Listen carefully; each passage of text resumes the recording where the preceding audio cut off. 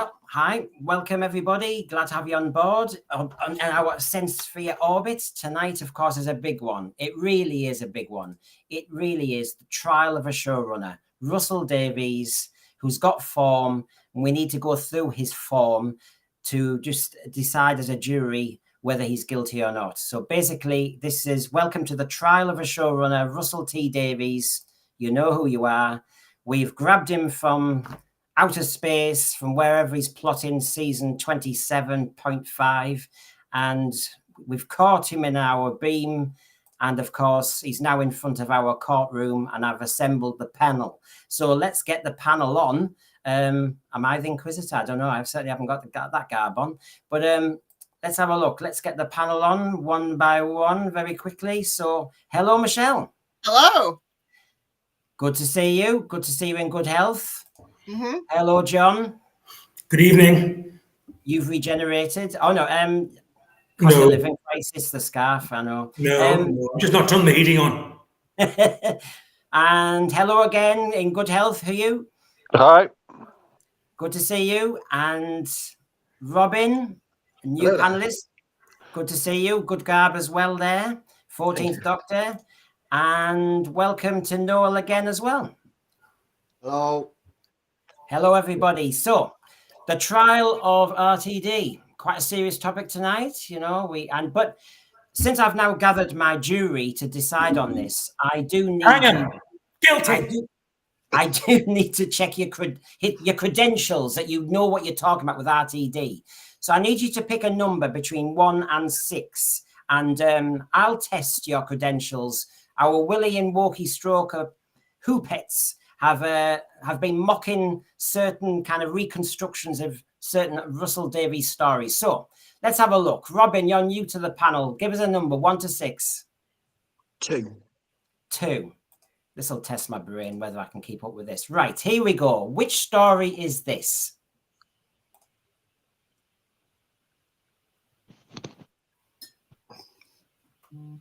I'll help you. And I'll help you. Balls. So, anybody got a clue what story this is? Is it Dalek? Are you being in the... that pendulum should help you. Should help you. But anybody want to come in on this? Girl on the fireplace? No. Hold on, whoa. That's a pendulum. It is, yes. I thought you were doing Raiders of the Lost Ark, the big ball. Oh, no. I mean, I just grabbed what was around. Anybody got a clue which Russell Davies stories this is? Oh. I'll show you. This is the level of it. Watch this. Watch this. It's that one. Oh, right. Yeah. Oh. I mean, come on. Don't you see? Oh, yeah. But the puppet didn't look like Christopher Eccleston. I protest. Look, that's an old English teacher or something, or a librarian. That's Willie. Like a doctor. That's Willie. No, this is my problem. No, this is my problem. So pathetic. Pathetic. I can't afford all these puppets. He's got like the budget of Dr. Ford in 1984. I mean, it's like the end of the season, and they gave him a roll of bubble wrap and says, "Good luck." Right. Well, good. Well, we'll throw Noel in. Right, Noel. Now you've got how low budget this is. Give us a number. Okay. Bring it up. 1 to 6. 2's gone. Let me see. I'll pick number 1. Okay, that's helpful to me with how I structure this. Right. Okay. Take a look. Right. Oh, yes. Now, it takes a couple of seconds to come on my screen, so just... Okay. I was chilling myself having to take this shot. This high risk, this. Oh, that's easy. That's the sound of the drums, isn't it? Yep. There we go. You see? Honestly, the puppets know what they're doing. There you go. Yep. Well done, Noel. That was a good one. So, great story. John. John. Let's see. How many seconds does it take? Right, John. You've got between 3 and 6. 4. 4. Let me just count first of all. After my favorite doctor. Oh, yeah, that's true. That's true. The one you're wearing now. Yeah. Oh God, this was Walkie's idea. So please, God help us. Oh, which one was Janet Street Porter in? They are not sunglasses. They are supposed to be 3D glasses. Oh, did we have a 3D Russell T? Yeah, Russell T Davies story. In 3 dimensions. Well, 3D specs are in it. 3D specs. It's a two-parter. No, all right, yep, got you. Army of Ghosts? Yeah. Oh, yeah, Army of Ghosts. Yeah, that's right. 3D specs. That's it. And I am trying to look at the thread as well. How you Cinnamon? He got it, but I held back, giving John a bit more. Hold on. So you give us a picture. Yeah. Of Wokey doing an impression of Janet Street Porter. Yeah. And I'm expected to get Army of Ghosts. Yeah. That's the level of it. I'm blaming the person. It could be worse. It could be Dimensions of Time. Get off. Make yourself lucky. Oh, no. It's not right. Oh, here we go. Right, Michelle. So you've got go on. Which one? 5. Right. Because I'm paying attention, guys. I'm paying attention. It doesn't matter how much attention you pay. It's all awful. They're dreadful. There you go. How close? How close was that? Army of Ghosts. He doesn't have to like David Tennant in that one. He really does well. That's good. Yeah, he is yours, Michelle. Right? Moisturize me. Hey, well done. That's really good. That's really good. New Earth, the Reign of the World, and also the hospital episode. And you can also tell I'm a good what was I it? had to go through I had to go through all the recycling to try and think of something for that one. Right. Okay. Hugh, you've got the level of this now. Yeah. So I'll go for 3. You'll go for 3. Right. Let me go in the right direction. Right. I had to hoover for this one. Here we go.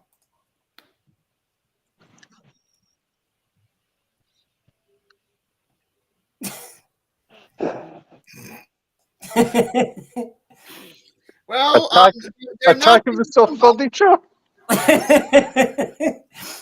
Is it IKEA or the Cybermen? I was being very violent this morning, so nobody got anybody got an idea. It's a poor man's Roomba. Now you're going to be very angry. The thread haven't got it. In fact, the thread I think I'm suicidal. Are you ready? So, now watch this next shot carefully, and you'll see exactly how we were doing it.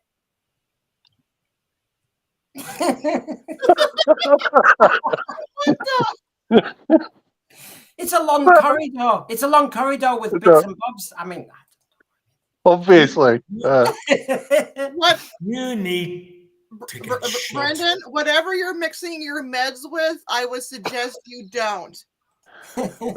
I think he is actually taking Wild Blue Yonder. That's what you're taking, isn't it? Yeah. Now, this is the last one, I promise. Because that's something different in the United States. Go on, John. What do you mean, John? I thought you were saying something then, that's all. No, I was saying just get on with it. Oh, look at Cinnamon. Nothing like them. Right. Now, this is really good. In fairness, I got a couple of them there. I mean, I get what he's doing with them, but yeah, and it's good idea. I like this. Right, here we go. What about this one? That in the ball. See, it comes up slow on my screens. Get to see before I do. So let's see. Yeah. A Walmart bathroom. Oh, right, but hold on. That's I know what that is. That's the Rory episode, the one in Wales where he gets sucked down into where Amy gets sucked down into the Silurian two-parter. That's not a Russell T Davies one, though. That's not Moffat, is it? No, Moffat didn't write it. No, yeah. Is that the one where they all get sick and get party and have a hangover the next day? Well, is he vomiting? He tried really. I mean, they're working for it. This was their idea, not mine. And so here, are you ready? He's barfing on that one. He's barfing the wrong end. Oh, Satan Pit. Hey. I mean, surely. Look at the cover. Hold on. Nah, that looks more like the Silurian two-parter. Satan pit. I have to agree. Is it wedding slang? Say Satan pit. Shit. Well, I You mean, know what? If you had a little figure of a devil or something beside it, then it would have made more sense. Well, this is it. Crimpling says Satan pits. Sadako said, was it the end of the world? Well, it is sometimes. I have to say, after my show last week, it was the end of the world. Warrior's Gate, somebody thought it was. But anyway, there you go. Well, I have to say, I do like this. Very inventive way of doing it. 11 minutes I'll never get back. I don't want to know what you did with the bubble wrap after that. No. Yeah. No. Anyway, we're here for you know what? The trial of a showrunner. So my opening question to you all is a very straightforward one, which is he has done 2 eras. He has, he's just started a second era, but we've heard a lot more about the era, so to speak. We've had 4 specials, but I feel as though I've heard a lot more. So I feel as though I'm being a little bit more balanced than it would look on paper. But, he is a good storyteller. He can be very inventive. He has won awards in the past. He did relaunch Doctor Who in 2005. Where you're standing now as a panel, as a jury in our opening gambit here, are you happy with what you're hearing? Are you happy with the sounding board of RTD2? Absolutely not. I'm on the fence still. There's things I like and things I don't like. I wish he'd shut up. It might be better than he says. Yeah, exactly. That's my big issue with him. Actually, is that I think he seems to want to antagonize all the time, and he comes out with just blatantly. He just comes out blatantly with stuff just to get a reaction now at this stage. He should be more focused and concentrating on producing the best series of Doctor Who that he can, because the show has been a bit up and down the last 5 years. So you think the focus would be on trying to create something amazing. But what we've seen of him so far, I'm not impressed, got to be honest. He's much better than what he's shown, definitely.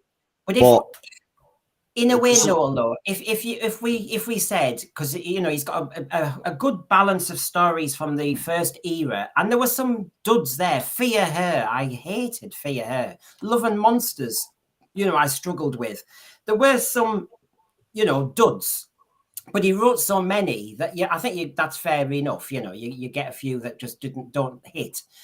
Now, he's written 4 specials, and from what you're saying, Noel, you're sounding as though you're saying they were kind of duds. But right, so I can see when Noel's standing there that, from what he's seen so far from the 4 specials, not so hot. John, where do you stand on where we are balanced at the moment between RTD1 and RTD2 and what you've seen and heard? Well, to continue your theme, the jury, for me, is still out. I think we've only seen, we can eulogize if we're going to, about his first era shortly. But in terms of what he's done so far, I haven't been overly impressed, but it is better than what we were getting prior to the return, although it's still a bit of a jumble, a bit of a mess. At the moment, I'm prepared to say he's still finding his feet, but I have to agree with both Hugh and Noel that he's not exactly endearing himself to fandom at the minute with some of the way he's going out there. At the minute, Doctor Who needs every friend it can get. It really has to re-energize its fan base and the wider audience. And I think some of the statements we've had so far is alienating a good proportion of the fan base. And that's never a wise thing. Indeed. No. Anyone else on where you stand at the moment? I'll go with the backup, John. I'm also on the fence. The episodes that we had before, they were good. I wouldn't say they're spectacular. I wouldn't say they're going to rank up there with any classics of the series. Mm-hmm. But again, they were better than what we had. Yes. So that is tough. And we came from an era that really under impressed. So anything looks better. And also, I think right now he is his own worst enemy on publicity. For a person that who I always kind of interpreted as being smarter on how to better publicize your product, he's saying a lot of things that are alienating a lot of people. And so a lot of people are turning off just because they find him to be obnoxious. So we're wondering if this idea of who really is the star of the show. Is it the doctor or is it the producer? And has the producer become the celebrity? Granted, in the 80s, we didn't, J&T wasn't on social media, and that was a good thing. He only had the fan magazines. Maybe we should have, like, someone talk to Russell. Maybe you should uninstall your Instagram and your some of your social media things and just Hasn't that already happened, Michelle? Hasn't certain people, I don't know if it's Sony, Disney, or BBC or Bad Wolf, had to have a word with him about some of the things he's posting? Very possibly, and I know it's happened in the past, like another franchise, the Snow White movie with Rachel Zegler. There is a story that she was called into the Disney headquarters and chewed out for some of the things that she was saying on social media and interviews, and was basically told to tone it down, that she was doing more harm than good to her. The other thing is, we are all in social media. We're all on a platform. We're going to get criticism. And that's all right. Sometimes you just gotta just ignore it and not always respond to it. Not everything is a battle. And granted, some of the things the fans have said have been rude, but the way he's responding back to it has also been just as bad. So shall we set a few rules for the beginning of the debate? Because, like we said, we want to give tribute when necessary, and then so we look fair. Which is, I hear what you're all saying. A lot of what you're saying is him behind the scenes, what he's saying, not in the episode. So we'll park that for a moment. We certainly will look at it. But regarding judging the merit of his first era and his stories, and what you've seen from the four we've seen so far, what's our happiness level regarding what we've seen from the 4 specials compared to what we saw in the first era? It's night and day. It's night and day. It's like a different version of RTD has turned up. Remember, see, we're all forgetting as well that the specials were supposed to celebrate the 60th anniversary, which they didn't. Yeah. Right? So if you're a Doctor Who fan and the show hits that milestone, as a fan, you want a celebration of the 60 years beforehand. That's the whole point. But this seemed to be a bit of a vanity project for RTD, bringing David Tennant back, bringing Catherine Tate back. I mean, you look at all the things that he did to try and rejuvenate the show. It didn't have the impact that it was supposed to have, and it's mostly on him. See, the problem with the RTD in 2024 to RTD in 2005 is that RTD in 2005 couldn't afford to make any mistakes. Also, on top of that, you had the BBC to rein him in. In 2024, he doesn't have anybody to rein him in because this is a Bad Wolf Studios production along with BBC and Disney Plus. There's nobody there to say, hang on a minute, RTD, some of your statements might be alienating the fandom. But you look at what he's produced is nowhere near what he produced in his first era. And that's what shocked me the most. We do know, and I'll give him these flowers and the credit, he has wrote some excellent stories. Even away from Doctor Who, he's established himself as one of the best writers out there, without a shadow of a doubt. He comes back then to do Doctor Who, and all of a sudden now, this is the problem. It's too soap opera now. That's what he wants. Yeah. He wants a drama. Doctor Who. He's a huge soap opera fan. He's a huge soap opera fan. Yeah. Well, let me just interject with a few things. Me and Hugh did do a show ages ago now, it feels like, where I think we were fairly balanced, weren't we, Hugh, regarding our judgments and discussion. I mean, I think if anyone hasn't seen, obviously, our show, which was marvellous, etc., then please go and watch it on the internet.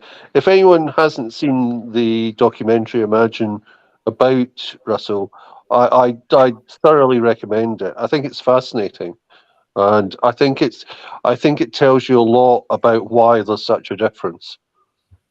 So, and I enjoyed our chat. I think there was a lot of things came out of that. It was very interesting. But just because of what Michelle was saying and Noel was saying, I also wanted to say we did do a big show to achieve global success. Do the BBC and Disney need to slay fandom? And of course, RTD in how he is either going to follow canon or not.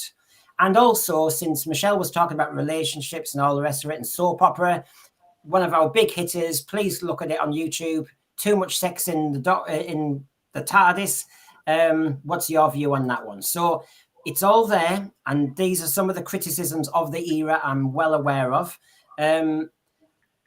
So I know we're all itching to talk about his politics, some of the issues that he's been talking about, but just looking at, I mean, I think the 4 Specials is not a bad place to start because it's his most recent production. And if we talk about I mean, briefly, generally speaking, the vibe we're getting from the 4 Specials and any little rumors, we really don't think we're getting a repeat of RTD1. We think we've gone into a different category. He said so himself. I mean, the hard part is where there has been so much said off screen that it's almost difficult to separate the episode from the producer and the showrunner because there's so much, beep, beep, beep, beep. Think of it like, I almost think of it as like, Pac-Man. Beep, beep, beep, beep, beep, beep, beep, beep. It's hard to separate the two of them. I mean, I try to separate it over Davros Gate, and then something else happens. It's hard to separate the two. I had no problems with the Destination Scarrow until he started talking about representation, and he didn't listen to people who are in actual wheelchairs, and it just, my brain blows up sometimes. There were 2 funny things. I mean, please, people, just tell me what you think about where we stand now before we go itching into various details. The Davros you've just mentioned, well, when we did the documentary, me and Hugh discussed this documentary, I found it ironic that with all the fuss about Destination Scarrow, there was his Davros B&M doll on the top shelf, so he wasn't too offended. But equally, he also talked about the Daleks in that story, and he said we were thinking about, whether you have flying Daleks, spidery Daleks, and he was talking about how you can't adapt a Dalek. He said otherwise it becomes just a robot. And so you started thinking, but you've just adapted Davros. I don't understand what you're saying, mate. 1 minute you can adapt, 1 minute you can't adapt. And when you pick convenient limits and convenient moments you can stretch the artistic license, I can't deal with it myself. And so I understand your frustration, Michelle. It's like he's trying to satisfy 2 masters. I don't think the show right now, because I'm seeing this in a lot of criticism of a lot of the media of who is this for? Is this for the fans? Is this for the newbies? And nobody knows right now. So I don't even think they know who the show is for. And granted, some of this isn't RTD's fault. He did come back and inherit a franchise that was failing. So he is in an extremely difficult position. It's like trying to save the Titanic after it's hit the iceberg. But at the same time, he's not helping himself either because he's become his own worst enemy. And so right now, I'm still trying to be hopeful. I still want the next season to do very well. I've always said for a long time that I suspect this next season they're trying to figure themselves out, and they may rectify some of the mistakes in season 2. We just kind of had to almost hold on, and I hope we can hold on. So that's just kind of like my gut feeling, because I want this to succeed. I am a huge Doctor Who fan. I want this to be good. By the way, the answer there was, it was Jane or Julie, wasn't it, Hugh, who said it was a pastiche of the entertainment, the 1980s Doctor Who. Yeah. Which,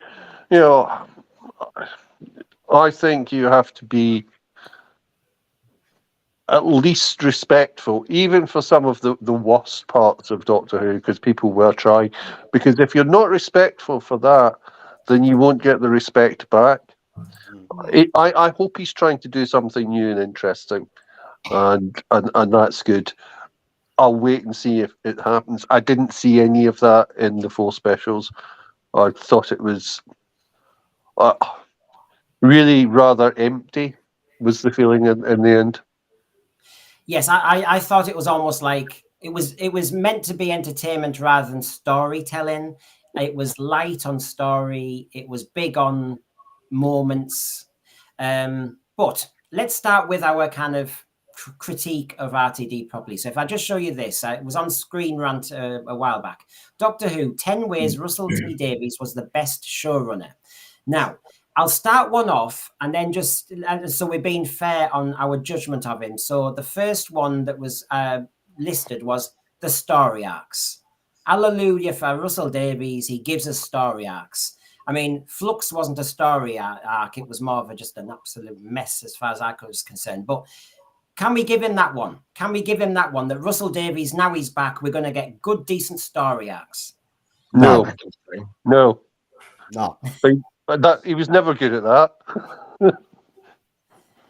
I remember, Hugh, ages ago when whether we were even doing the giggle, I can't remember what it was, but you did actually say that this thing about they're not really narrative arcs at all. You just said you can't stick Bad Wolf on random walls through 13 shows and say that's a story arc. John, your thoughts on the great story arc writer? Doctor Who survived many years without them. I know they're sort of de rigueur amongst a lot of genre shows these days, and well, in these days, but for many a year. I don't necessarily think the Doctor Who needs them. And if he does need them, then I would rather have the lightness of touch of Bad Wolf and the Saxon thing than I would some of the heavy stuff that Moffat did, which you had to scrutinise the show several times over, perhaps, to get the benefit of. Can I return to what you said before we moved on to this? Because I never had a chance to say my little bit, which is unusual for me, which is I'm wondering, and I think the question has to be asked, why has he come back at all? You know, what made him, after year after year after year, saying, Doctor Who's passed to me, Doctor Who's gone to me, I won't even write an episode again. And all of a sudden now, we speculate, and it is speculation, fairly strong speculation, that he was invited back to save the show. Because Doctor Who's a viable brand, which was going to get dead in the water. And Russell T Davies, because of his lineage and because he brought the show back, which was from basically a brand that was tarnished and rubbished because it didn't have a great reputation, either in the country or from the BBC. And he brought it back, and it was a rip-roaring success, both in the UK and internationally. So he's bagged that. He's got that. He has his legacy. So why would he choose to come back, even to say that again, if he thinks he can't do it? He obviously thinks he can. But I just wonder if there's a certain attitude of hubris here. Does he really have the talent? Certainly, it said earlier on the thread, on the basis of the 4 episodes we've seen so far, it looks as though he's referencing a lot of the stuff he's already done and doing a sort of 2.0 of Midnight and Sound of Drums and all that sort of stuff. Or is the alternative, the reason why he's come back is because he's a man of a certain age and he wants to bang out a message. And Doctor Who is the message. Doctor Who's the vehicle he's going to use to bang out this message to a more younger and youthful generation. Now, I'm not saying that's the case. I'm not even saying that I believe that. I'm just putting that out there. But there has to be a reason why a highly successful millionaire, and he has all the money he'll need, would choose to come back and run the risk of ruining his own legacy. Hold on a second. Because throughout history, people who return to things are never as lauded as they were the second time as they were the first. Yeah. And can I just say, while we have this little interregnum, hello, Lord Thoth. Nice to see you. Nice to see Dada Debaser again. Obviously, welcome Cinnamon from earlier. Thanks to good to see Sadako again and Archibald Lazarus. Good old thread going there. Money was shouted out when John, you asked the question. Yes, but remember, yes, he has money. Does he want more money? He doesn't strike me as that sort of person. It's ego. It has to be ego. Has to be. You look at the specials, that was him massaging his own ego. As you said, John, he hasn't given us that and really new during these 4 specs. He keeps referencing his old stuff. And I said if he did that, that was very dangerous. Anyway, he needed to do something completely different here. And so far, from what we've seen, he's not doing that different. And I'm a bit worried. Look, like Michelle and everybody else on the panel, we want this to work. Of course we do. We want Doctor Who to stay on TV. But Michelle did say something interesting about, well, season 1 will be about them finding themselves, and then season 2 they'll rectify the mistakes. Well, I'm gonna say this, but that to me wouldn't be a good enough reason for failure, because he's had 4 years or 5 years previous. So you couldn't use that excuse with RTD, because with Chibs you could, because it was his first time stepping in as showrunner. This is RTD's second time, so he can't be given that luxury. He has to hit the... Go ahead. Particularly, just saying, but I just agree with you there, because particularly his first attempt at a first season, he'd never written Doctor Who before, the BBC hadn't produced Doctor before, was a roaring success. So he should know what he's doing. He should, but that's the sad part of it too. Because I don't know, are we having too many, cooks into making the soup? That's why I'm concerned of it. He's being told by too many people. Oh, put this in. No, put this in. Say this. No, don't say this. I think though we're having less of a committee than we should have. I think the showrunner thing has always been a bit risky. I think while I said that I dislike the arcs, I think he was the best showrunner that we've had. I think his arcs, as has been said in the thread, you could follow them, even if it was retrospectively, as opposed to, as John was saying about Moffat's. So I think it's always going to be risky, but then it was Russell T Davies as a showrunner. Now it's Russell T Davies as Messiah. Yeah. Now, Robin, you've been champing at the bit. Yeah. Sorry, just to step back from what John was saying, that New Who doesn't need story arcs.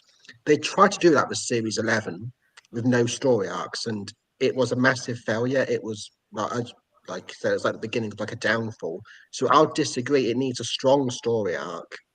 But yeah, Series 11 was just a mess. It's awful. Yeah. And then going back to what Noel said about him retreading previous ground, I understand your point, but the fact is he was bringing back, that was the reason why he was doing it. He was bringing back a returning Doctor who was meant to be the 10th Doctor, but older and more experienced, and Donna Noble. So in a way, there was a reason why it was retreading old ground, because it was intentional to do that. But I do agree that it was a mixed bag. It was a mess. And also, I do agree that some parts of it weren't needed. Like the whole thing, well, if you were a woman, you'll still understand. Even people of their trans identity, which is saying, hold on a moment, that wasn't needed, which is quite surprising. You'll think they'll defend it, but some of them were against it. And somebody on YouTube actually made an edit where they cut all of that out about him, not being a woman anymore, so he couldn't understand. Yeah, I agree. That wasn't needed. It wasn't. It was a great episode up until that point. Yeah. Rob Blue Yonder tried something different. I wouldn't say it was like a midnight, kinda, but at the same time, it was trying something new. But the concept of it was, the execution was better than. What about what? Sorry, the other way around. Yeah. All right. What about Real Super Doctor here? Hi, Lo. Russell Davies, his only agenda is pushing, pandering. It seems to be less about the stories, more about the agendas. Now, we've started the show half an hour ago, and I'm trying to veer us off it, and we all keep coming back to it, don't we? It seems to be that what Russell Davies has done, and one of his strong suits, I thought, was PR and marketing in the first iteration. It seems to be he's so blemished everything that each one of us is trying to be disciplined, but we keep coming back to the message, where he's going with it. And so I understand what you're saying, Real Super Doctor, Sadako 24. I think the intended arc of Series 11 was meant to be about the journey of Graham and Ryan's grief over Grace. Yeah, the key word in your sentence there, Sadako, is meant. Did anyone notice it? Can I say something about that? Just because, and I thank Robin for responding to what I said. It's not I don't think Doctor Who needs story arcs. I just don't particularly care because I'm old and it's stuck in my ways. So therefore, I'm not really been used to it. But I think the failure of season 11 is a lot more than the lack of a story arc. We summed up in 2 words: Chris Chibnall. Now, I'm going to say something here. It's quite revolutionary, quite new. He was a hack. Doctor I Who agree.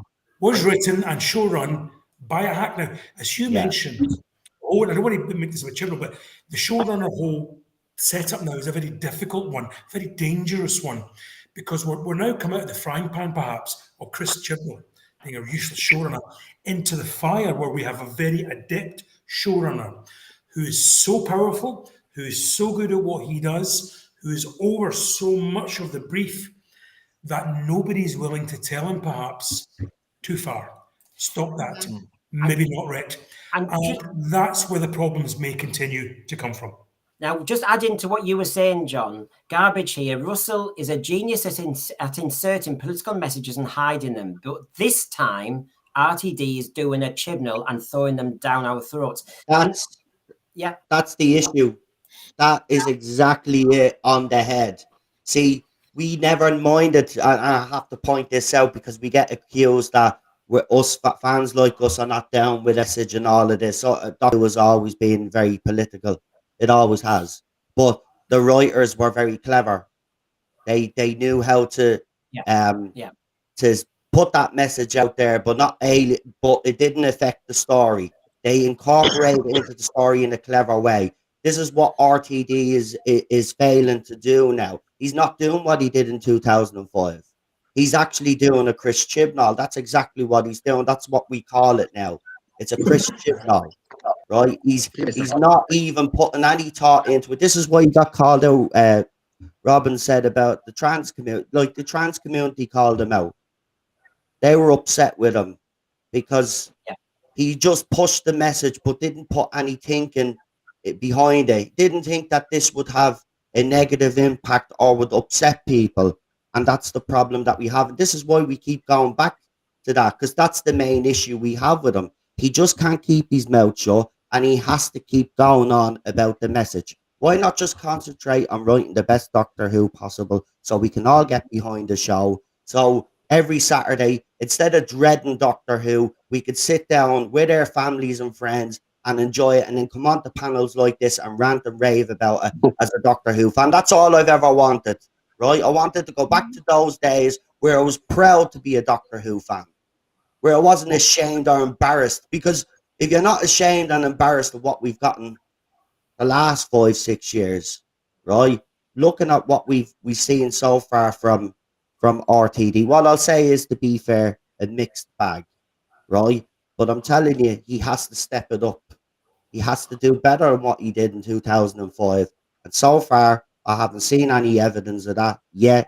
But like everybody on the panel, I'll go in and watch his 4th season and I'll give him a go, because I gave the hack a go. 3 seasons we gave that hack a chance. Every season we turned up, okay, this is the year, he'll get it right. And within 3 episodes, we were all devastated because we knew we were getting a pile of crap. It was worse than ever. I agree about Chibnall. I mean, like you said, it's we gave him a chance after chance. I gave him chance after chance. I've defended the Timeless Children in the past, but now I just think it's a load of old bollocks. Yeah, I was willing to go with it, but it's just a mess. There was no reason for it to happen. It was just done for shock value.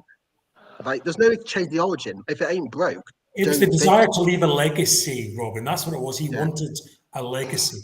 The worst thing about Chris Chibnall wasn't so much that it was Timeless Children. He just couldn't write.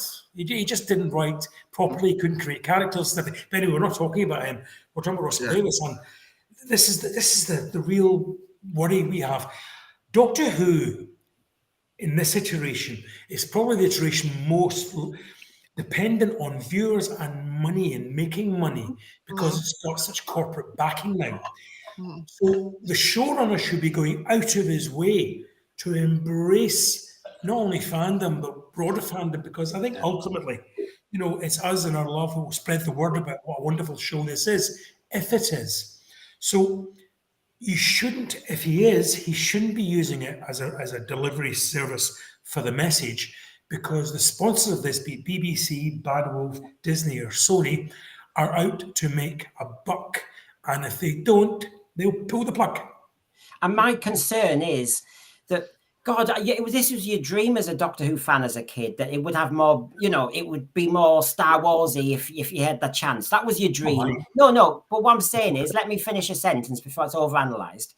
What I was saying was, to complete my sentence, was that when you were up against Star Wars and Buck Rogers and ITV, you did think your show would be struggling. And in retrospect, you knew you were wrong. When you look back, you think, no, it didn't need that. But at the time, I remember thinking, will Doctor Who survive going up against the A-Team? Will it go up against Buck Rogers and lose out? I was aware that the lack of money and the lack of that Americanization professionalism might lose my program. I was always aware of that. I know that's wrong now, but as a kid, you worry about that sort of thing.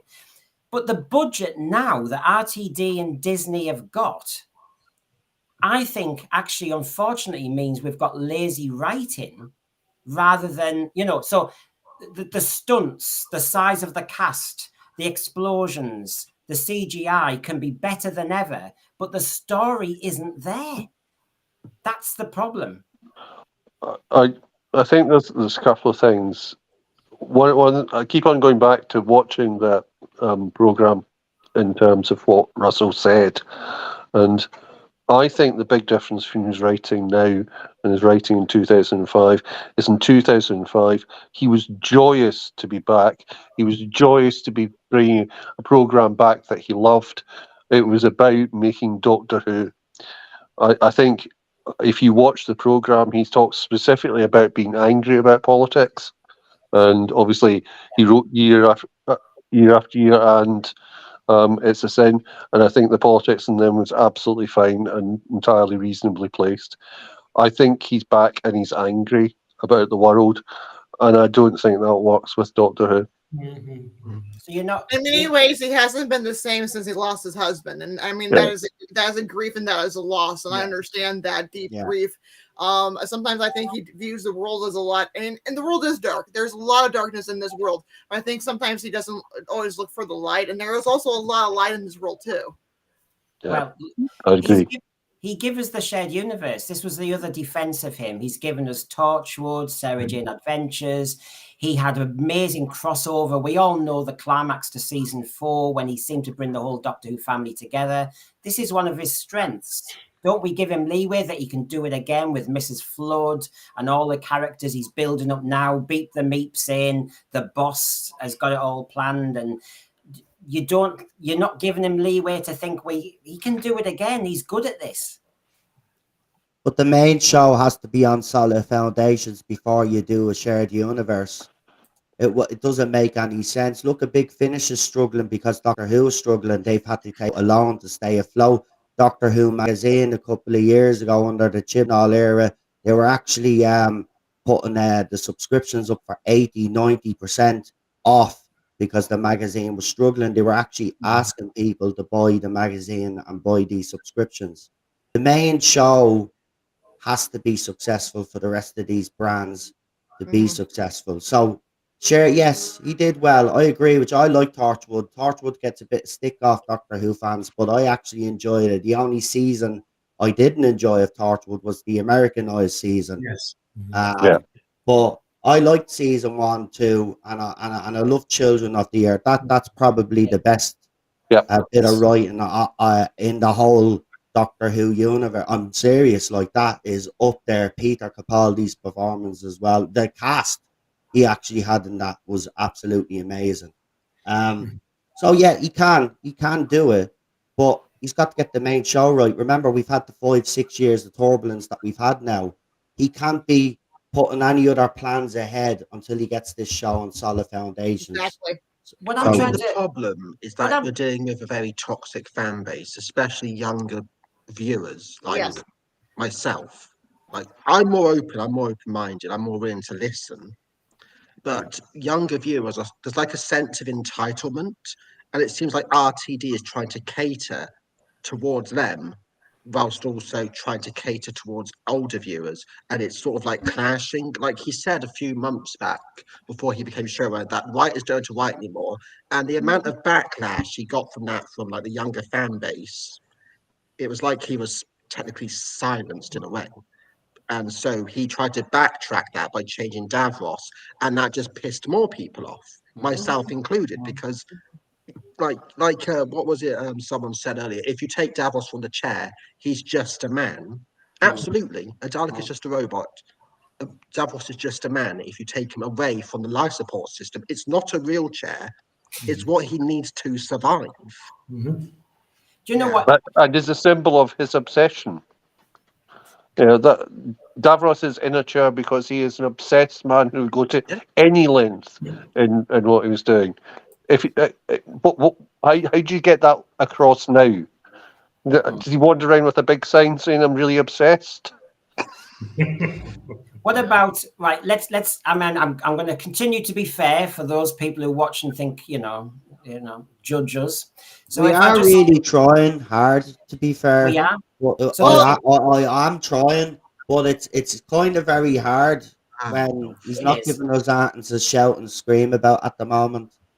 But Well, we people are can't. going to be upset about anything. So I mean, sometimes you just got to go for it in life. We are trying to be fair, but this is also our opinion. We have a right to our opinion.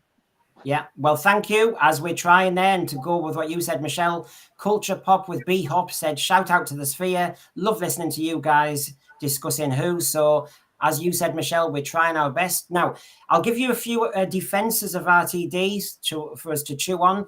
The family focus. Now, we all missed Bernard Cribbins, and Bernard Cribbins was well established, of course, anyway, without Doctor Who. But his inclusion in Doctor Who was down to RTD. And so part of his coming back and it being a very sad last performance, etc. But we're grateful for his inclusion. You've got the Tylers, etc., the new monsters he brought back. I mean, he's a good designer. He designed the Oods, didn't he? He didn't design Weeping Angels. I know that's Moffat, but it was his era. So you've got, and his links to classic Who. He brought back Sarah Jane. He brought back K9. He had the Autons. So if I just say those three and see where we're going to say, well, okay, but we've had 4 specials now, and have we got, are we seeing you can do it again, or we're seeing problems? So the family focus, new monsters, connections to Who. The family focus is about what he's doing right. I mean, the Ruby Sunday family were delightful. Grandma, I just love Grandma. Grandma was a delight. Even parts of the Noble family are absolutely adorable. I really connected with. I liked the Rose character up until the whole point of you're a man, you know nothing. Because there was parts of her life story of trying to look at other ways to raise money, having trying to make it in this world is relatable, because I mean we're all struggling financially. I'm looking at other revenue streams too, so that her story was relatable up until the part of, oh well, you don't understand because you're just a man. Well, he was a woman 5 minutes ago. Anybody else? Are we giving a So I think one of the things, and John said this before about bringing the nobles in and creating that family atmosphere. So we mentioned soap opera earlier. I think he did, whenever he brought that back, do soap opera in an entirely reasonable fashion for it. Okay, I will object to some of the sexualization of the Doctor, etc., but not of the companions as such, and not of what was going on. I thought, again, that extended on to the nobles, which I think was a brilliant concept in terms of that, and was moving. So yeah, I think he can do that whole making it more relevant and more soap opera without it being just a soap opera, and he's very good at that. Whether that happens now, I don't know. And Michelle's right. I think the family setup in the Christmas special was good. You obviously didn't get a chance to see much of it because it was Christmas special and stuff like that. So story took over from there. I hope that we get more of that, but done in the same sort of way as showing the family and showing the impact, rather than showing here's a family that symbolises tick boxes 1, 7, and 43. She just wanted her tea. Look, we're talking about the family, and he can do the soap well. But as it was said in the margin, Rose Noble, we've now got Rose Noble. But as Archibald Lazarus said, She's got no character. This is unusual for RTD. His first era. Now, Robin, I'll let you come in first because I could see your face then when I said that. But we want to have a diverse range of opinions. So obviously, I've said something that's not quite matching there. So that's the whole point. But I'll put it up first of all. Archibald Lazarus said, RTD's characterization has gone to pot. What character has Rose Noble got? It's all identity taking the place of character. Now, before I let you speak, Robin, I do feel a little bit like that. The Rose Noble, mostly in Star Beast, it was all about the pronouns thing. And then in the giggle, she just got a bit of a few lines about, you know, we're better than men. And then the bit about what's she eating for tea.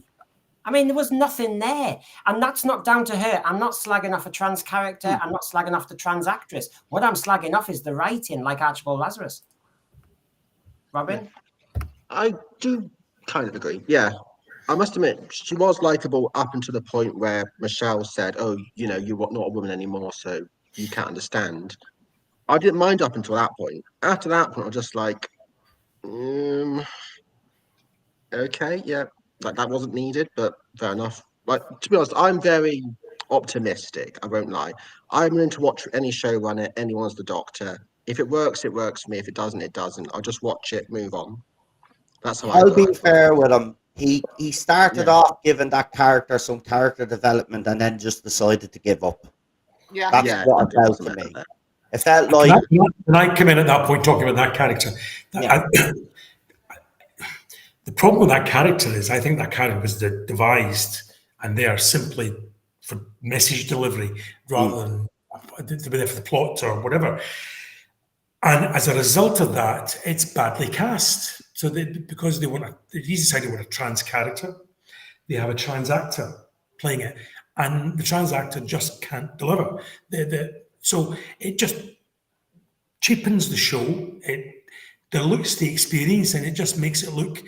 You know, Doctor Who was always accused of having some iffy acting back in the day, but a lot of what we do iffy was still better than what that trans actor did in the Star Beast. So there's the issue. If you start with the intent of I want X, Y, and Z in it, which means I've got to employ X, Y, and Z to play X, Y, and Z, and then you write a story around it, you're not exactly playing to your strengths.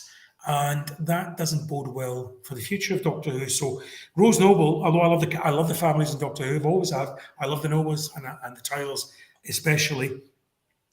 But I thought the Rose character stuck out like a sore thumb. She didn't belong in that family. She looked as though she'd been placed there for a purpose, a writing purpose rather than a plot purpose, a message purpose.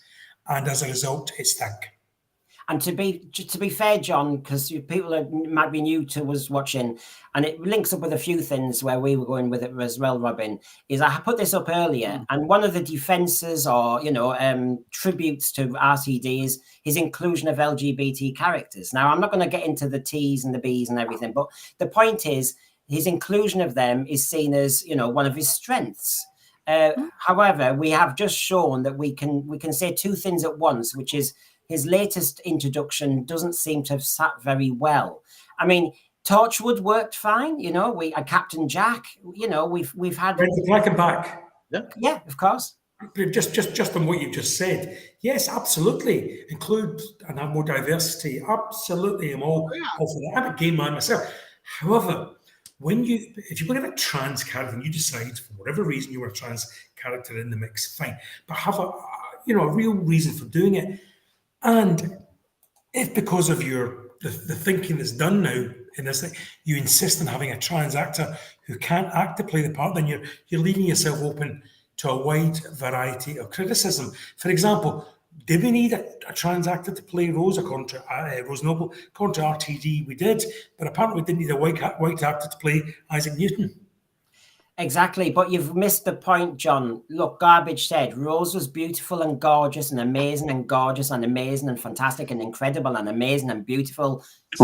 That was the message. Didn't you get it? So the other thing, obviously, to link back to his earlier stuff is, I think, again, what you do is you include... I disagree with John slightly that the person being trans, the person being gay, the person being sort of, I don't know, whatever. It doesn't have to be the point of the story. I think it can be a point to the story, but if you take Midnight, which I think is best episode, the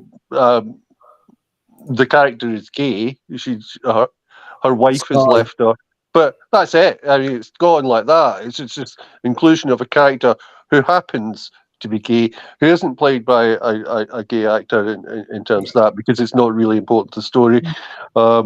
And I think you just go, yeah, fine. That's a nice way of inclusion. That's how inclusion works. It shouldn't be the story, because we should just include people. I've been watching Grantchester. I don't know if anyone watches it, and it's quite interesting because it is quite about inclusion, but it's done this really weird thing, which is it's got a whole story about a gay curate. It's set in the 1950s. It's shown as 1950s realism, except it has colourblind casting and has a black woman professor at Cambridge at that time, which is not even remarked on. Yeah. And I think sort of like you have to be careful about things like that, and that's where Isaac Newton comes in. Sort of like I honestly couldn't care less if Doctor Who was played by an elephant. If the elephant was good at acting Doctor Who, I'd be cheering on, saying great role, marvelous elephant. Then they'd be going mad about the training of the elephant, like the PG tips. Remember that? But how do I pronounce this? For Dumbush said a better actor would have made more of Rose Noble. I'm not too impressed with the unit chief scientist either. I'm not remotely convinced that she's the head boffin of a top military organization.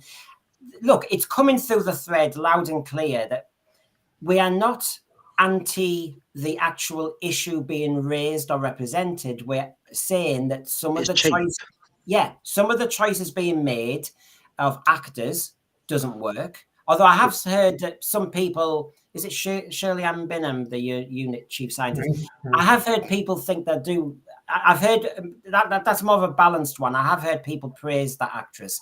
I have seen the Rose Noble actress in Heartstoppers, and I thought she was equally plain, bland. So she can't play as a 15-year-old. That's perfectly obvious. She's not 15, which is the age she's playing. So on the one hand, we're told we can only have trans actors playing trans characters, but apparently 15-year-olds can't be played by 15-year-olds, whether trans or otherwise. What it did, the whole notion of this has meant that we're now discussing the casting of a trans character playing a trans actor playing a trans character, rather than discussing the plot. Noel said it 20 minutes ago. Yeah. The joy of this is coming on here, and we can all fight the bit out about whether the black Dalek was better than the gold Dalek, whether the Cybermen should have done this and that instead of doing the other. And instead, we're discussing all of this. So, in essence, he's getting his way. If that is his way, we're discussing our message and agreeing or disagreeing and putting it all out there. So, if that was the intent, it's working. Yeah. Except we are absolutely trying our best. I was just trying to add to Hugh's point, actually, because one of the other defenses of Russell Davies is his experimental stories. Now, I had earlier mentioned Love and Monsters, but you had mentioned, Hugh, Midnight. Yeah. And of course, he is good at that. And I didn't see Chris Chibnall do that. That's what Chris Chibnall's era was. Every single episode of the Chris Chibnall era was experimental. Come on. No, more than that, Chris Chibnall was just like the character of Sky. He just repeated all the best bits of everybody else, but did it badly. Yeah. So we're trying to give him one there.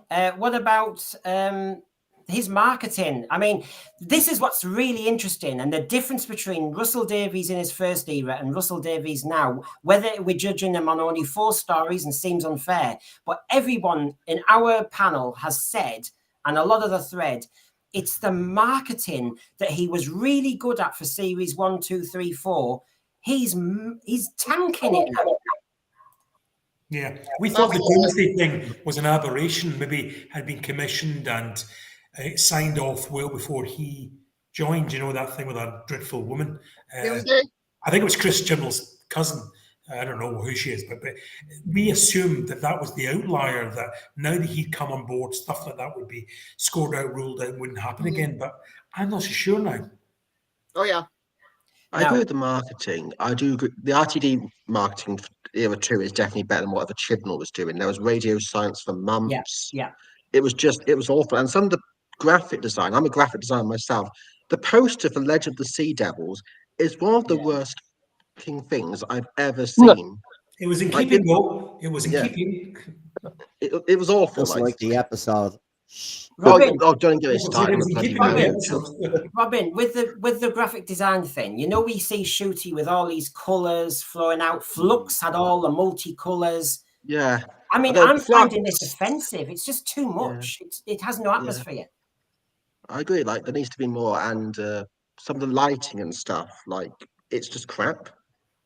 Like, lighting is very important when it comes to graphic design and posters and stuff. You want it to look realistic. Like, you wouldn't have a Hollywood movie throwing out a poster like that of Legend of the Sea Devils because it looks unappealing. It looks fake as hell. And just the composition, the layout, it was just like they just got a bunch of PNGs and chucked them on, stuck a filter over it and said, there we go, there's a poster. And got paid God knows how much for it. Oh, do you know what? We are trying. If you've just joined us, I don't know, Raymond Williams, if you've just joined us, but if so, welcome. But we have been trying for an hour now to actually be positive, but we keep getting pulled back. Now, Raymond, but you make another good point. If I was doing a news show tonight, I'd mention this.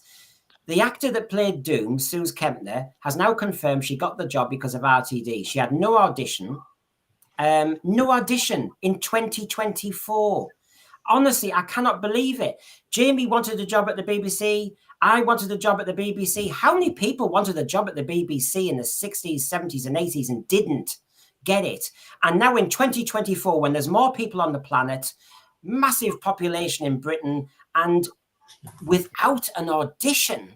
Yeah, because she has a message. She supports trans rights and she's a feminist, and she's very vocal on social media. It's the only reason why she got a job. She's not getting the job because she's talented. Right? I'll say it out straight. As a comedian as well, she's pretty awful.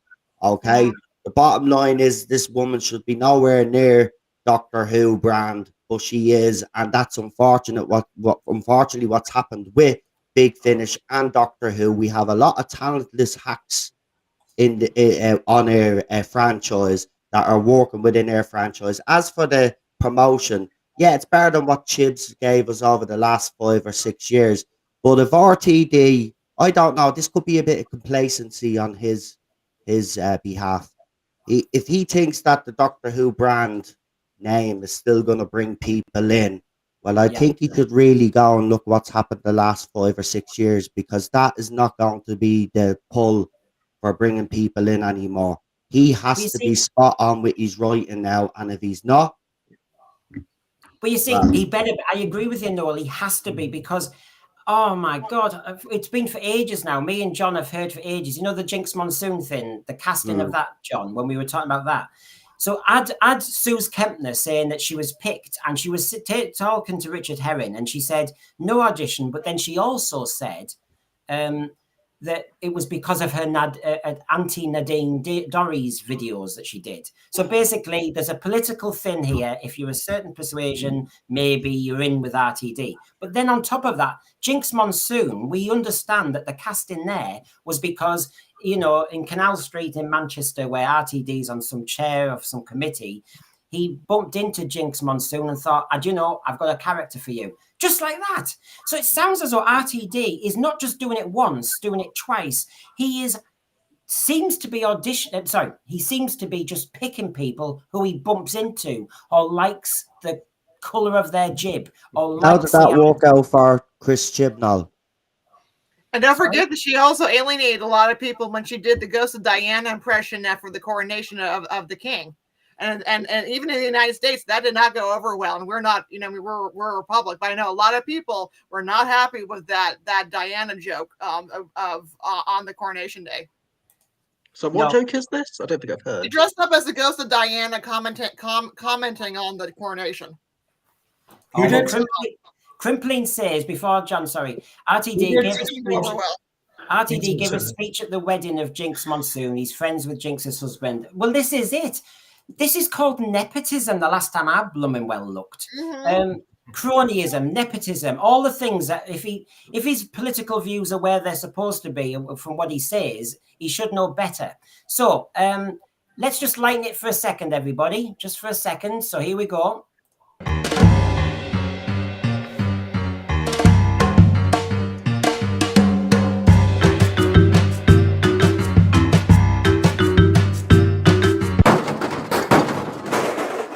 So what should we junk? What should we get rid of? And I'm sticking with RTD, Showrunner, Saviour or Destroyer. I'm not taking us on a tangent. Let me just show you these from the first eras. Series 1, Series 2, Series 3, 4, the specials under RTD, and now the 60th anniversary specials. Now, what I'm going to ask every panelist is, we need to ditch one of them. Not because I'm just saying it as a stupid parlor game. What I'm saying is, which of these series had the most consequences that you didn't like, or we could do without wrecking canon? You can take it various ways. So I'll just remind everybody in the thread, as if Doctor Who fans need reminding. Series 1, the relaunch, we had the Slovene, we had the big 2-parter cliffhanger. Series 2, we had the Daleks versus Cybermen, that sort of thing. The Master was the big thread in Series 3. Davros was the big thing in Series 4. Waters of Mars, etc., End of Time, Razalon, etc., and then we've just had the 4 specials. So if I just put them to the side, who would like to start on what they think we could get rid of that didn't really work as a series, that probably did more damage? Because just before I finish, one of my issues with Russell Davies, and I do praise him a lot, is what looked good initially, actually, when he revisits it and plays on it, a bit like the Meta Crisis and the Hand. I loved Christmas Invasion, but once he used that hand to then play with Meta Crisis, to then play with Bye Regeneration, he's wrecked it. And so I would prefer Christmas Invasion never happened. So basically, that's how I'm playing it. Which series do you think we could get rid of and it would have less ramifications for the Whoniverse? I mean, obviously, I'll give the latest one a pass, since I'm not sure that the 4 specials and the Christmas one really count as a series. I'd get rid of the specials and the Tennant's regeneration, in part because it then gets similarly to what you're talking about with the Hand, Brendan. It gets referenced in terms of him coming back with unfinished business. Again, it's. Russell does have a general problem of making everything the furthest, the biggest, the highest, etc., etc. And to have a situation where the lead up was, oh, this dreadful thing about knocking, there's going to be these 4 knocks, and then the trite and quite frankly laughable meaning that ended up with, which lost everything else. I didn't like it at all. Okay. What's in Mars is a good, if not particularly important, Doctor Who story. I think it's a good story about time, and the rest of the specials weren't very good. Well, just before anyone else comes in, let me just update us on the thread. TARDIS Spider, hiya Terry. The Not So Special 60th, ditch them. Archibald Lazarus agrees. Raymond Williams agrees. So that's 3 down for the 60th for specials. Garbage, the Christmas episode, although Bourne was better than the 60th specials, that could be 4 down. Jamie Reese, I ditched the 60th specials, that's 5 down. Culture Pop with B-Hop, that's 6 down. And then we've got Scottish Davros, hiya Scottish Davros, Series 2, junk that, because he didn't like the romance. So where do we stand on that one, Michelle? I was originally going to go 60th specials, but I agree we haven't had enough time passing yet. I agree with Scottish Davros. Let's junk season 2 because of the romance and the idea that Rose is the bestest ever. And all the other companions are finally lacking compared to that. That was not fair to Martha afterwards. Yeah, I agree with the whole the sex issue in Doctor Who. Let's not have the romance, please. No hanky panky in the TARDIS. Yes, please look at that episode. It's our big hitter. A lot of people were triggered in various ways, but it was a good damn debate, and we're going to Well, I was revisit triggered because my internet wasn't working, but that's all just another story. it. Robin, where do you stand on this? I agree with Michelle and Scottish Davos, but there's the thing: if we junk series 2, we lose School Reunion, which reintroduces Sarah Jane Smith, and in my opinion, is a very good story. Not only because bringing back Elizabeth Sladen, K9, Yeah. but also Anthony Head's fantastic in it. It's a good concept. Noel, Clark gets some good scenes. Yeah. I wouldn't jump the 60th special. I quite like him, but I grew up with Tennant, and I feel like the 14th Doctor is a stronger Doctor than the 10th Doctor. Can I just, Robin, can I just ask you one question? We were talking earlier before the show started. You've got a really lovely bespoke 14th Doctor costume there. Oh, yeah. Shut up! So you do like the David Tennant Doctor. And the point you were just making then was, you can't ditch that because of this, because of that. Did you like how David Tennant was brought back to do a 14th Doctor? Because we've been saying on the panel for quite a while he looked weak, frail. It's a pale imitation. It seemed unfair to do that to him, whereas he was so different and vibrant and energetic as the 10th Doctor. I feel like with the 14th Doctor is that obviously the 10th Doctor's a bit less mature, in my opinion. With the 14th Doctor, he's had more time. I mean, he has been like 4 different people since then. So his Doctor's more like 10 if he was more mature, and also he was less like flirtatious, cheeky. It was more, not exactly stern, serious, but it was more, it was more mature. Yeah. It was, in a way. See, I agree with Robin. Again, the problem was poor execution of that. The execution was poor, I agree. That's what it is. It was poor execution. This is what we're talking about when it comes to character development. RTD is known for actually being, as Hugh brought up, he did years and years, and it's a sin. And the character development, even the messaging in that is like top notch. It doesn't interfere with the story or take away from the story. And this is what is baffling here, is his character development this time around. He just doesn't seem to be putting the effort in. It's like, it'd be grand, I winged this before, I was successful before, so I'll wing it this time. And that's not going to fly with fans. He's got to do something of substance and meaningful. And the character development has to be off the charts, because Chris Chibnall, as John has mentioned and many on the panel have, Chris Chibnall was a hack. That's just a simple way of putting it. His character, look, if you look at the stories that he could do, Jordan RTD's era, some of the scripts apparently had to be rewritten. They were that bad. 42 is one in particular. It's a Chibnall story, which was so bad apparently that they had to fix it up before that it was even acted out by the actors, and it was still bad. That's probably one of the worst episodes of the Martha Jones era. So is that the one? It's a good concept. I mean, you look at 42 and you think it's a really good concept to do something that's in time and space correct.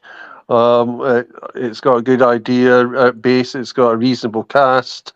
It just doesn't work. And I think that's probably obviously original writing, and I think you can watch that and see whether there's been rewrites.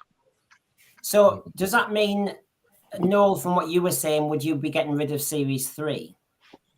No, I'd be getting rid of the 60th, because I don't. I can get why Robin likes the 14th Doctor, but the fact that it was poorly executed for me, I would get rid of it. And David Tennant has been back way too many times now. I'm being honest, he's become one of my favorite Doctors to one of my most irritating, because he keeps coming back. He just needs to leave now and stay away. No disrespect to him. I'm glad every time he's come back, because he's been willing to help the show out and all of that. And he came back for the 50th anniversary, but he's been back too many times now. And You know, there are other doctors out there. You know, Paul McGann deserves a fair shout out. Yes. You know, Christopher Eccleston, if they could do something to get him back, he deserves another crack at it. Even Matt Smith, you know. But the one for me, the doctor returning for me, that would make my absolute, seriously, if Doctor Who went bad after it, I wouldn't care.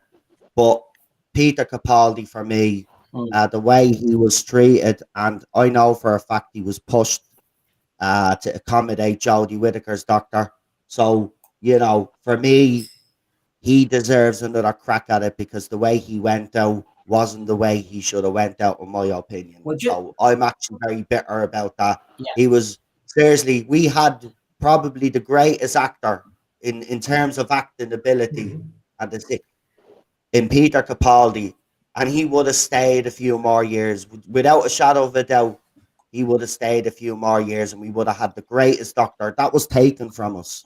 And that's why I'm bitter. They took that from us. And he was a great brand ambassador. He loved the fans. Yeah. And now, you know, he doesn't go to the cons. He doesn't interact. I've met him. He's lovely, honestly. Yeah. Well, just like Noel was saying about, and actually most of the thread are saying too much David Tennant now. And again, we're not going off the subject. It's about whether he's a good showrunner, RTD. And some of the choices now are starting to look tired. Now, David Tennant's been overused, or that doctor has. And this was part of our argument about regeneration as well. It's been played with and all the rest of it. So please look at our discussion that we had just the other day. Does regeneration need regenerating or adapting? Because it's been so messed with. It's a bit like the treatment of David Tennant. Now, John, your opinion on what we should be ditching from these choices?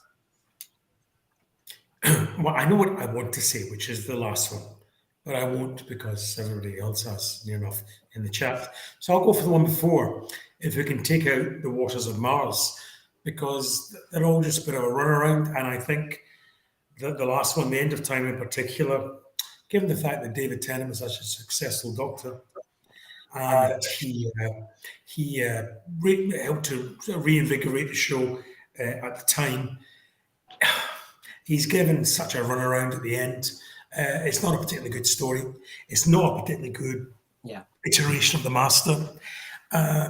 They turned Russell on into a baddie. Yeah. Which again, if you talk about canon, Rick's canon, and you might understand why they wanted to do that, but then you have to go and think, well, why would Russell suddenly become wicked and evil and bad and all the rest of it? And that's never properly explored or explained. So yeah, I would get rid of the specials purely because the first one as well, the Easter one, the I forget what's Planet of the Dead. Yes, Planet of the Dead. And again, another runaround. You know, I'm minded to think of my favourite Doctor wearing this scarf in season 18, and there's a sense of doom, gloom, and despondency building up to his departure, all the way through Warrior's Gate, Keeper of Track, and into Legopolis.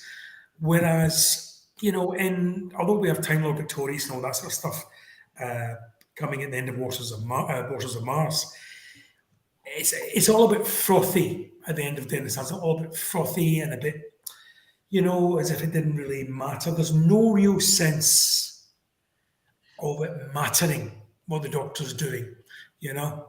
And ultimately, although I like the fact that Tennant regenerates because he's saving one person, I think they blow that because essentially, amidst it all, there's too many bangs and flashes and Gallifrey and Russell on, all that going on. Whereas if you go back to the case of Androzani, when again the Doctor regenerates again because he saves one person, Gilliam Brown, that's a lot more low-key and as a result has more impact. So yes, I get rid of the special season. And just to throw mine in, do you know what? I'd get rid of season 2. I couldn't stand the Daleks v the Cybermen. That was fan fiction nonsense.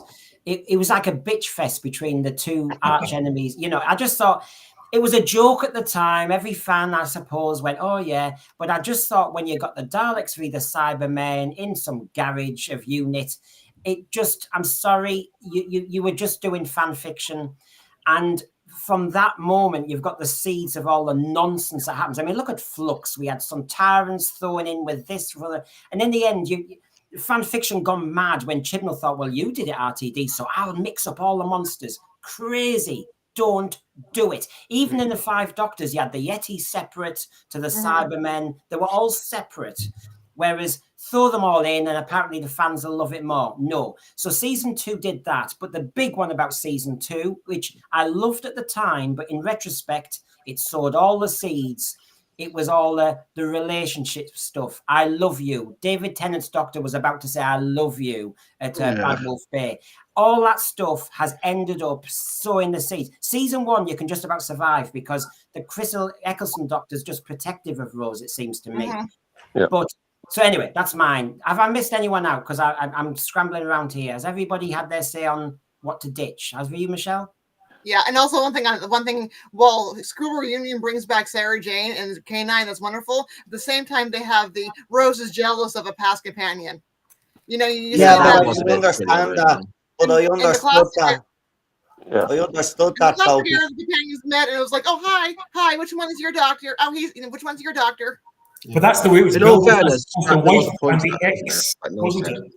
Yeah, but I kind of understood that because if you look, it's very interesting that like Sarah Jane meant so much to the doctor, and then he never like spoke about her and then Rose was actually, you know, coming to the realization, oh, we're just another long line of, you know what I mean? So from that point of view, yeah, it was interesting. The romance thing, yeah, I do agree that it did set So they so brought all it the back. seeds They brought there. back the jealousy and power of the That's doctor where the too. show went downhill. You don't, doctor shouldn't be in a romance with a companion. Full stop. Simple as I that. do think that's one thing about the new era we can give Russell credit for. It seems like with Shooty and me, there is no romance. They're just a bunch of mates, like Donna Wait and for the it. 10th Doctor. Oh, apparently, Yes. Shooty's. Oh, sorry. What's our Ruby's? Is it what's her name? Ruby Sunday's boyfriend is gonna fall for the doctor. So, you know, it mightn't be a romance between the doctor Yeah. and Ruby, but certainly there might be something between the boyfriend and the doctor, which is It would be being different rumored. in all fairness. We'll see how it goes, if it I mean, happens. Yeah. I mean, Garbage is half agreed with me on season 2, except was okay with the Daleks v the Cybermen climax, but said yes, yeah, it's true. I was sick of the Cybermen. There were 4 episodes of Cybermen in that season. Too much. They were marching like the Borg. So the Cybermen had been changed. The alternative universe thing, I have to say, if RTD is doing another alternative universe thing with Mavity and stuff like that, I think I'm going to have to pull my hair out because this is ridiculous. I can't cope with another alternative universe cop out.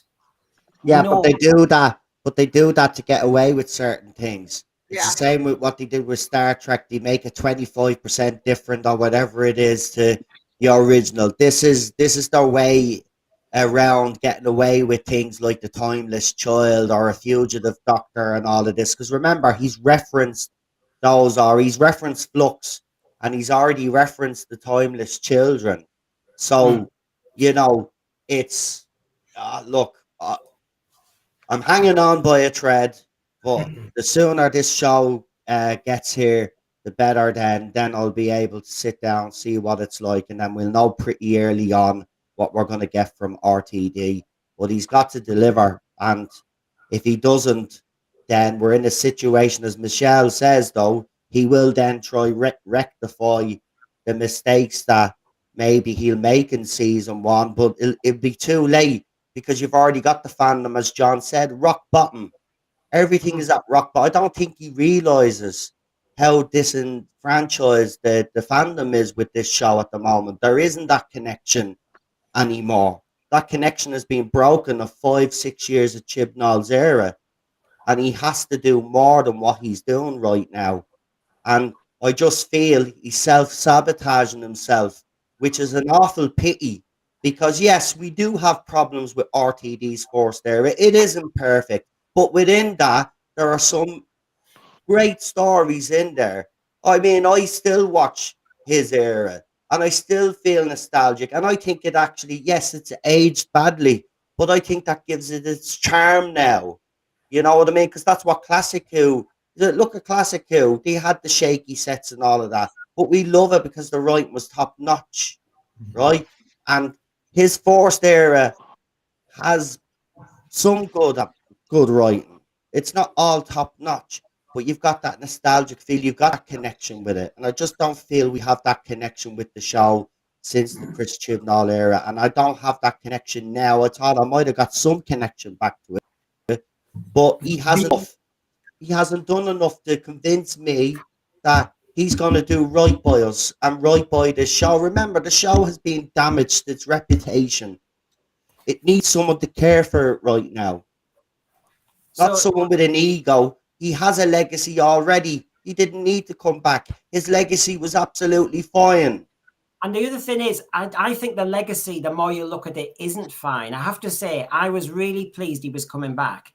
But as I said regarding why I would junk series 2, a lot of what I liked at the time, when it's revisited or explored further, actually starts to undermine Doctor Who. John, you looked as though you were going to come in. No, just based on what Noel just said about having to have some top-notch writing based on what we just had recently, because Chris Chibnall, the hack, struggled to even achieve bottom-notch writing. So we really are, and we're in dire trouble with this. I still bring it back to the point we made right back at the start. I just wonder what his motivation is. You know, is it ego? Honestly, I think it might be because they want him to get on Showrunner. Roddenberry puts his name above, or has his name put above the Star Trek brand now. And I'm just wondering, there's never been a name above Doctor Who as a program or as a brand, because it was the work of a committee, and it was an in-house BBC invention. But now, for the first time ever, it's out there in independent land. Russell T Davies seems to have total control over it, and he's not an employee of the BBC anymore. He's employed by Bad Wolf on a freelance episode basis. So I just wonder, is it ego, and are we going to get to a stage where it's Russell T Davies's Doctor Who? Yeah. At this moment, it is RTD's Doctor Who, and that's what I was saying is concerning. Well, I mean, forever, even that when he leaves, it's still known that way. Well, Have a look.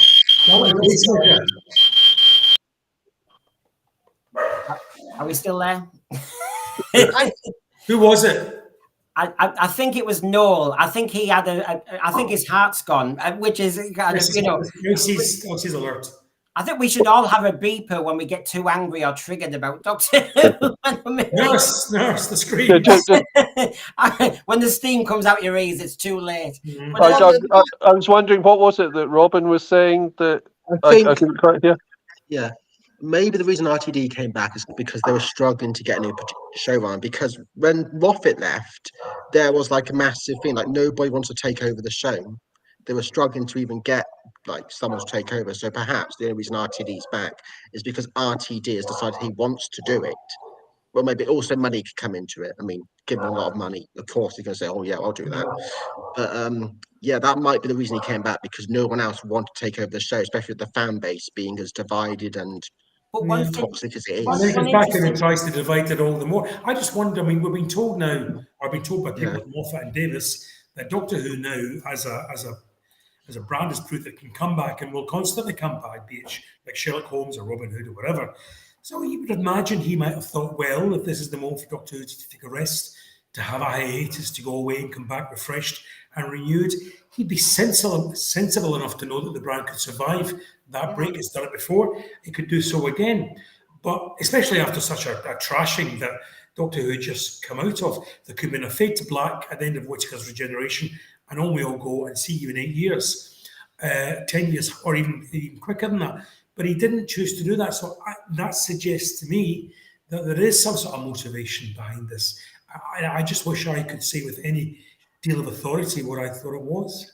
I think it's righting the wrongs that he sees of his first go. I think if you watch the Imagine show, I think he's come back thinking, I didn't go full out on this. I wasn't as political as I wanted to be. I want to be political, and I'm going to do that now. He more or less says that. He does, yeah.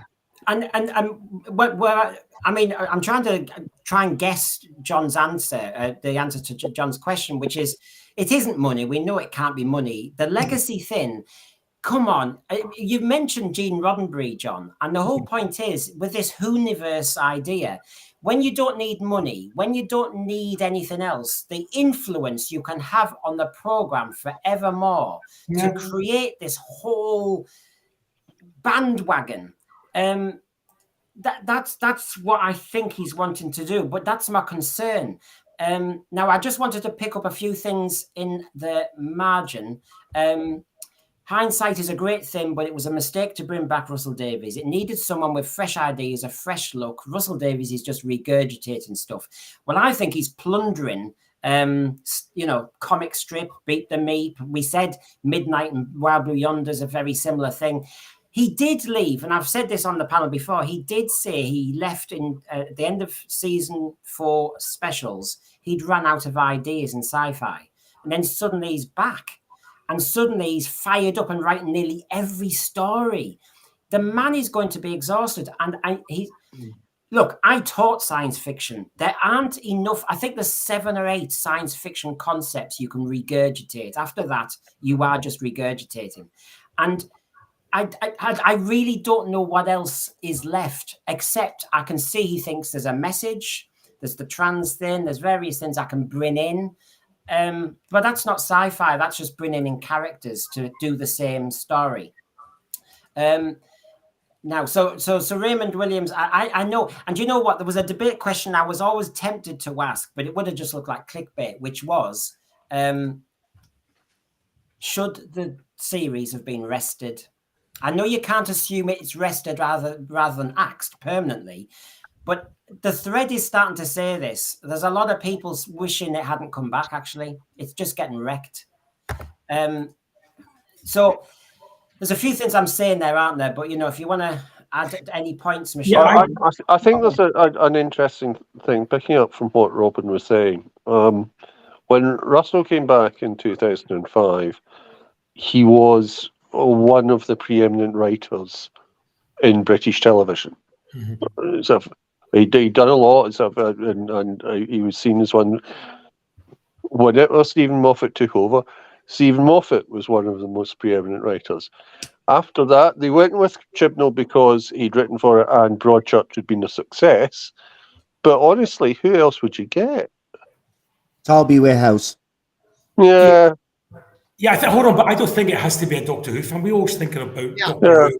Yeah, I think it'd probably benefit from, although not this person, but a Sally Wainwright character, somebody she was rumoured for a while, actually. She was indeed, but and obviously it was just that, a rumour or turned it down, I don't know, but nonetheless, it probably needs someone who's not in the lore, not in the mix. You can always get that from other people, as other producers have, notably John Nathan Turner. What it does need is somebody who's at the top of their game in terms of writing screenplays full of ideas or versions of ideas. If there are 7 versions of sci-fi writing, Brendan. But whatever they do, they need to do that, and maybe have advisors, or maybe have people who can advise them how to do it and how not to do it. But I think we need a break from fan showrunners. I think do the program good, because none of the classic run producers were ever fans, and they produced still some of the better Doctor Who that we ever had. Yeah, I agree. As classic Who, he'd be doing well. Unfortunately, he doesn't. The thing I was sort of like pointing out is you are talking about a very few number of writers. Tony Whitehouse is a good example of someone who's done something close enough and who's done something that's like showrunning. Because actually, there's not that many showrunners in British television. It's not a British television concept. Correct me if I'm wrong. Didn't Terry Whitehouse write School Reunion? Yes. Well, that was... Sorry, Robin, can I just add to Hugh's point? Because Hugh, on the screen, Garbage has said, what about Neil Gaiman if he'd do it? No,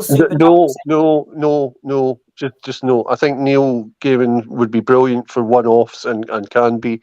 I think, but partly the fan thing, but I think he's done his own stuff and it's his own stuff. I think Neil Gaiman is too gamey for Doctor Who in many ways, and it would be that's stunt casting for a show. What I about must be alone amongst Doctor Who fans in absolutely not liking the 2 episodes, you know. I know that Nightmare and Sylvia like a one of lot of them. people, but I like I one. never rated The Doctor's Wife as being a particularly good episode either. I liked it. I was disappointed in it, but that's because I just didn't Neil get it. Gaiman It was comes a with. fairly bog standard with Doctor Who story. I wasn't overly impressed by it. what about it? Just to help us, the thread's helping us out. Pete McTeague. What about him as a showrunner? Man. Yeah. Yeah. No You more think he did fans. better No with more it? fans. Sorry, Michelle, go on. He seems to be doing better Who than some of the showrunners, but I agree. I think this is the problem that Big Finish is running into, is they were relying on the same people, and after a while, you're just going to start regurgitating your own work. Raymond Williams, James Strong is a director and producer, had a massive success with Mr. Bates in the Post Office, Toby Whitehouse as head writer. Yeah. The thing is, it does sound to me, and I'm only reflecting the thread, I'm only reflecting the people who are talking. I think, and I was really excited that Russell Davies was coming back, but Oh, yeah. I still am. I still am. are you really? Well, Jury's still out. Not excited, but I'm still looking forward to it. Yeah, I still am as well. Yeah, I'm excited to see the new Doctor. there's a Yeah, lot I of think people in Shu Chi's going to be brilliant, and it seems Yeah. like this guy, like from the stuff I've seen in his interviews, and he's very charismatic and he knows his stuff. Yeah. No American. As What was American, the name no of that? American. What was the name of that American writer who did want to? He wanted to talk to the BBC, and then we heard that RTD was coming back. Oh yeah, apparently he was very good. Was that the guy that did Stargate or something? Deep Space Nine, was it, or something? Yeah. Yeah, but I'm sorry, you got to keep it British. As an American, I say no American. Right. Well, hold on. I'm just getting interrupted here. Bear with me. I'm just getting. Hold on. There's a few buttons. Give us a second.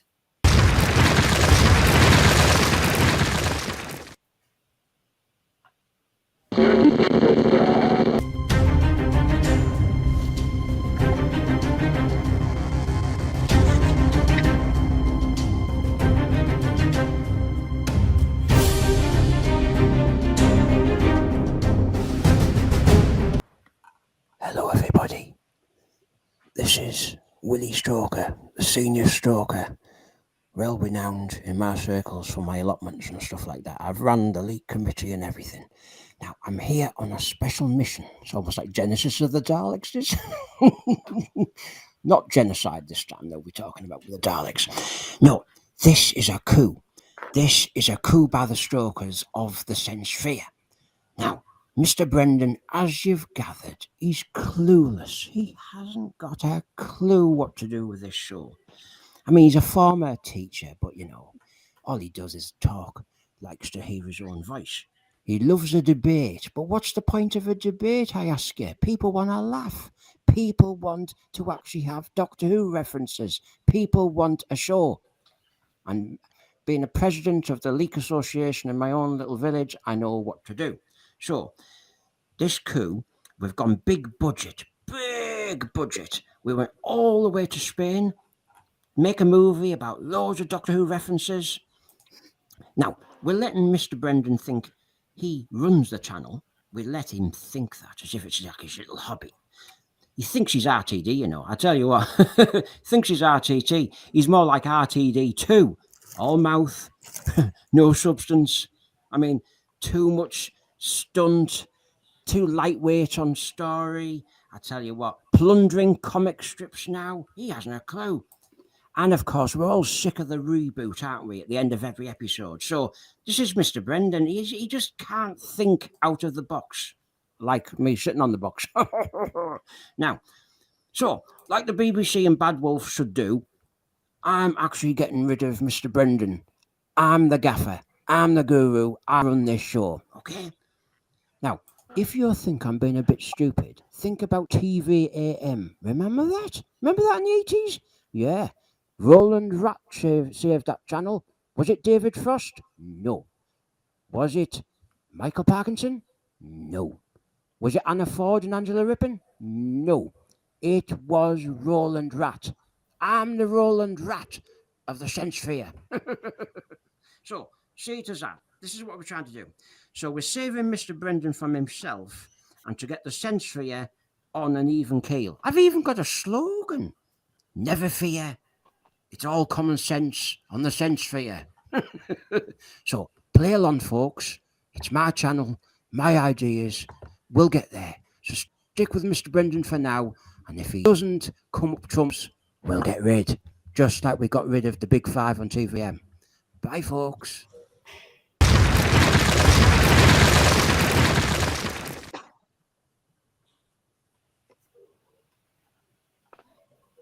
What the hell is going on? That was, I was silenced on my own channel. I've just been on the thread saying Garbage doesn't know if he can even show this to his kids. I know, sorry, the problematic name. You know something? I have always liked that old man. I knew you would. He really, he speaks common sense. Bless him. I've always had time for him. Always on. I wonder why that is. Willie Stroker, I love him. I have questions and I don't want the answers. Likewise. You see, John. Yeah. Oh, Can hello, I come and live with you in Glasgow? only if you go to bed early. Someone in the thread said that you're so eloquent. Have you got your own show? Yeah, they're on medicine. There's a lot of illness going around. Yes, unfortunately, I'm lost amongst the riffraff on this channel. And you'll end up in the nettles like that photograph that time. I tell John, you. Yeah. we're not looked after here at all. Help us! That's how John will end up. I'll throw you in the butt and we'll do a Caves of Androzani special. Excuse me, what are you saying? Bent over in the bushes. Dare you? What's a romantic Not guy? looked after, John. We're put into peril every day. No, you can't come. Not after that crack. Oh, sorry, Garbage. So he's... we made the name up. I wouldn't Google it. I don't know. You might go somewhere else. Garbage, I would delete your browsing history. Yes. Yeah. Especially with the work computer, you know. Well, as Matthew Pounder says, I need a Gotla gear after that. I was asked ages ago whether I was a ventriloquist, and I thought, I'm not even a decent presenter. I mean, honestly, I can't do...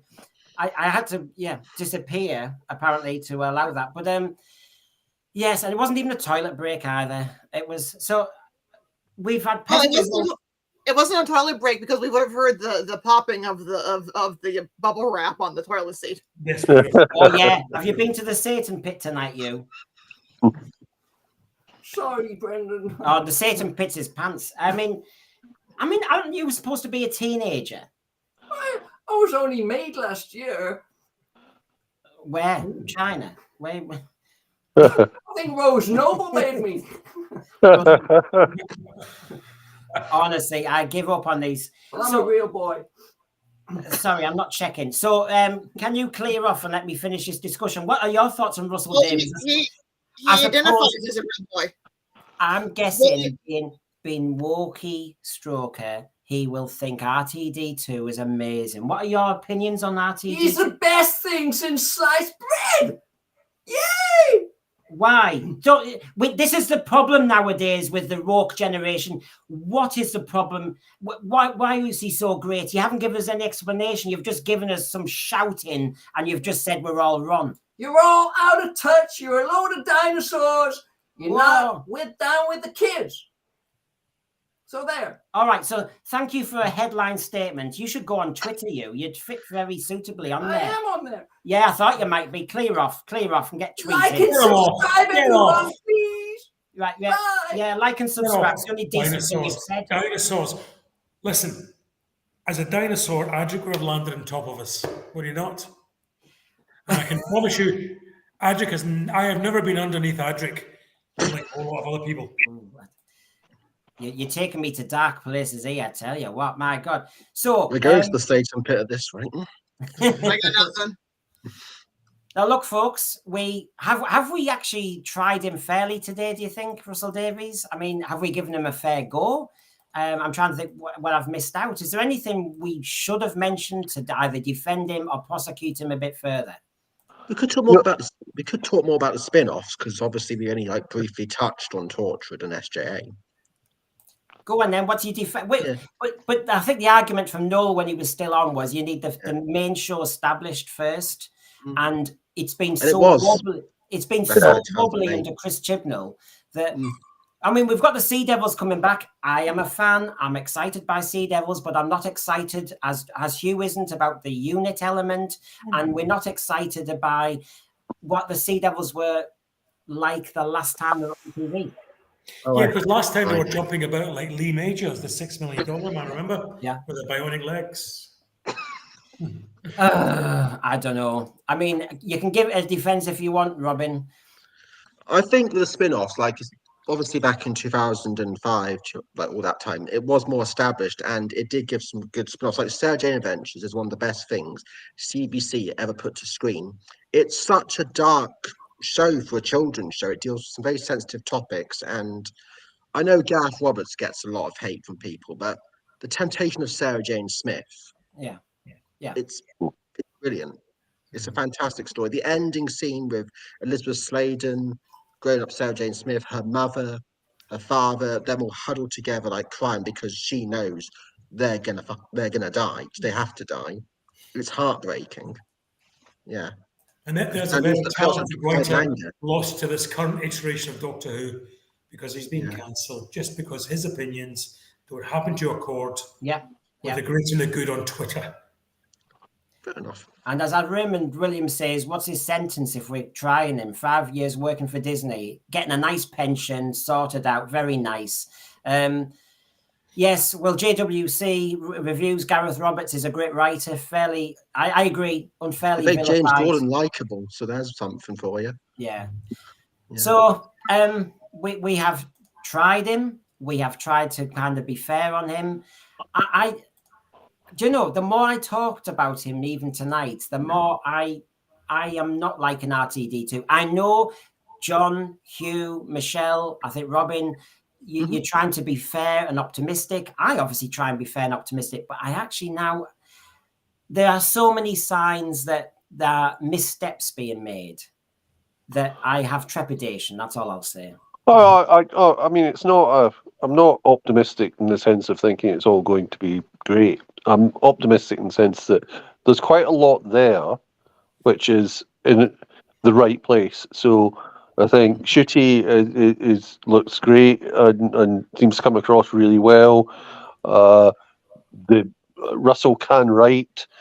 I do get a bit worried if he's going to write everything. I think sort of it's better when it's shared around. But while I didn't like the 4 specials, they weren't as bad as they've been portrayed by some people. Would be my take. I think you have to look at it after Chibnall. I do. Yeah, I agree. You have to. That was the starting point. It's just that, as I did say about Russell Davies in his first seasons, there has to be a dud. You can't write that much and not have a dud. But I felt as though really overall that the 4 we've had so far were light and... But still better. So if you think about the trajectory, Brendan, if Doctor Who was doing this, it's now doing that. Now, there's still a long way to go, but nonetheless, it may well have turned a corner. And always bear in mind, as I say, the commercial aspect of this. If this show is being done by the showrunner as a message delivery system, okay, let's assume that it is, then there has to be a show with him to deliver the message. So let him do it with a lightness of touch, with the way he did it in RTD1. Yeah. In that case, we'll still have a show, and he can push his message in whatever way, shape, or form he chooses to do it. But it's done deftly, and you can choose to see it, or you can choose to ignore it as you will. Because if it's done clumsily, you end up back with Chibnall, you end up back in unpopularity, you end up with adults not allowing their families and children to watch it, and the show therefore doesn't have a ready-made next generation to buy into it.